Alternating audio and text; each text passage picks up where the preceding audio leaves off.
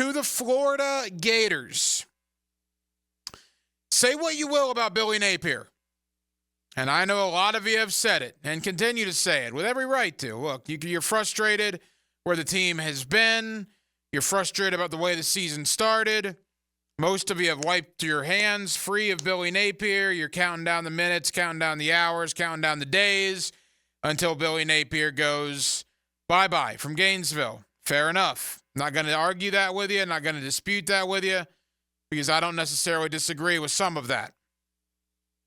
But the problem is, and we talked about this a couple of weeks ago as well, they're starting to win some games. They've won 3 out of 4. And again, in the interest of fairness, if you're going to crush the guy when he's losing, you got to be commendable when he's winning. And they've beat Mississippi State, they've beat UCF, and they beat the tar out of Kentucky. A Kentucky team that went into Oxford a couple of weeks ago and beat Ole Miss. A Kentucky team that almost beat Georgia. That's a decent Kentucky football team, particularly on the defensive side of the ball. And DJ Lagway and Jaden Ball and those young Florida Gators had their way with the Wildcats on Saturday night. Florida should have a 4-game winning streak. Billy Napier and the coaching staff fumbled away the Volunteer game up in Knoxville. I agree with that. That was a bad coaching job. Because Billy Napier, I don't feel, is a terrific game day coach. But what I do think is this team could have rolled over and died, man. At 1-2, and most of you calling for Napier's job the Sunday after the A&M game, which you know you did. This team could have rolled over and died. This team could have said the heck with this. This team could have stopped listening to Coach Napier, stopped listening to that staff. You could have had turmoil in that locker room. All sorts of things could have happened with the noise in the system, right? The outside noise about everybody in Gator Nation wanting to replace Billy Napier. But for whatever reason, none of that happened. For whatever reason, they've started playing better. Offensively, defensively, they're certainly better on defense than they were the first month of the year. And you've strung together some victories. Look, when the Gators were 1-2 after getting just absolutely crushed by Texas A&M, how many of you honestly thought they'd be 4-3 going into their next bye week?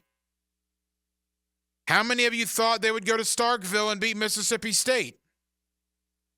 How many of you thought they would beat UCF? And how many of you thought they would beat Mark Stoops and the Kentucky Wildcats, a Kentucky team that had beaten them 3 years in a row? Now look, Mississippi State, UCF, and Kentucky, none of them are ranked. They're nothing great. Mississippi State's below average, certainly. UCF, average at best, probably below average. I would say Kentucky's an average Power 4 team. But we all thought Florida was dog meat a month ago. We thought Florida was awful a month ago. They're not awful. I was talking to a couple of guys earlier today. Jesse Simonton was one of them from On 3. He made a great analogy, and I want to give him credit for it. You know that scene in The Princess Bride, one of my favorite movies with Billy Crystal and Casey Ewells and Andre the Giant? Carrie Ewells, I guess. By the way, it's not Carrie Elwes, it's Carrie Ewells. I found that out a couple of years ago. Princess Bride, you know the movie. It's a classic. Remember the scene at Mad Max's house where they're trying to bring the guy back to life? And Mad Max says there's a difference between mostly dead and all dead. What'd he say? All dead, all you can do is go through their pockets and look for loose change. There's no reviving them. Well, in some cases in that movie, somebody was only mostly dead. Mostly dead means slightly alive. I thought that was a great analogy that Jesse Simonton used with me earlier today in talking about Billy Napier at Florida. Billy Napier at Florida is like Mad Max said in The Princess Bride. He's mostly dead. But mostly dead means slightly alive. That's what happens when you beat UCF. That's what happens when you beat Mississippi State. That's what happens when you beat Kentucky. It's not all dead. He would have been all dead if he would have lost any of those games, probably, or certainly a couple of those games. So now, beating those teams has bought him the gauntlet. And we all know the gauntlet. It begins 12 days from today with the world's largest outdoor cocktail party. Then it goes to Texas. Then it comes back to Gainesville for both LSU and Ole Miss. And then what looks like to be a very winnable game in Tallahassee against Florida State. Is Billy Napier going to be the coach in 2025? I would tend to doubt it. I still think it's a very, very uphill climb, an uphill battle, because I don't think they're going to have a whole lot of success, particularly against Georgia, Texas, and LSU. I'm not breaking any news there. But again, how many of us picked them to beat Kentucky? How many of us picked them to beat UCF? I did. I'll pat myself on the back. I guess how many of you did would be the better question. Like they said in The Princess Bride, when you're all dead, all you can do is go through their pockets and look for loose change. Billy Napier's not all dead yet when it comes to the Gator job. He's only mostly dead.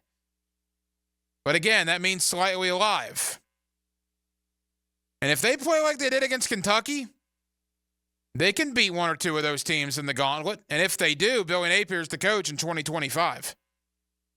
If they get one or two victories in these next four, if they beat Ole Miss, if they beat LSU, holy smokes, if they were to beat Georgia or Texas, he's going to get 2025, whether you like it or not. He's going to earn that at that point. You crush Napier when he's down, fair enough. Give him credit when they're winning. And they've won 3 out of 4, and they were dominant in the win Saturday night over Kentucky. That was a good win for Billy Napier and for Florida football. Hey guys, Taylor Dahl here. Thanks so much for checking out our 1010XL Florida Gators page. If you're looking for more Florida content, subscribe now. But if you're looking for some professional football, NFL content, head over to our 1010XL Jaguars page.